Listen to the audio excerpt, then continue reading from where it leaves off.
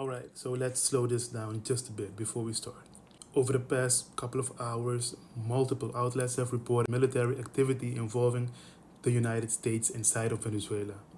There are reports of strikes, explosions, and targeted operations in and around Caracas. Shortly after that, Donald Trump posted statements on Truth Social claiming that the US had carried out an operation against the Venezuelan government and that Nicolás Maduro was captured, him and his wife, and they were removed from the country. As of right now, those claims have not been independently confirmed, so we're just waiting. So there's where we stand right now.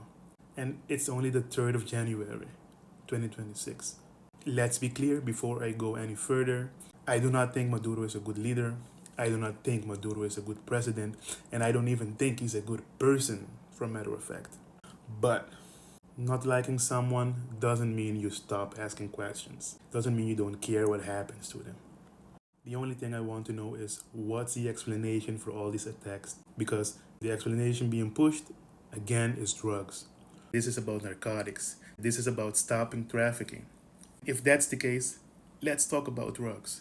Because at the same time that the US is carrying attacks on Venezuela related to drugs, Trump pardoned a former president who was convicted in a US federal court for drug trafficking.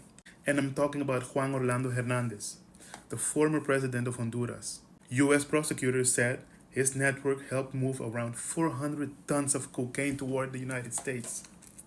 400 tons. 400 tons. Just so right now, you understand why I'm honestly trying to understand the logic. A man convicted in the US court for facilitating hundreds of tons of cocaine gets a pardon.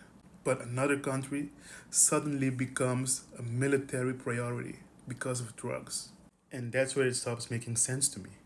It doesn't stop with the pardon. After granting it, Trump didn't distance himself from Hernandez. He spoke about him positively, framed him as someone who had been treated unfairly, and defended the decision publicly. And that matters because it shows how flexible this drug standard actually is. Now look, I'm not saying Venezuela is innocent. I'm not saying there's no corruption or no crime, because we know. But Venezuela is not the biggest producer of the drugs being trafficked into the United States. It's not the main trafficking corridor. And it's not the largest source of drugs entering the US. So if this was really about drugs, the priorities would look very different.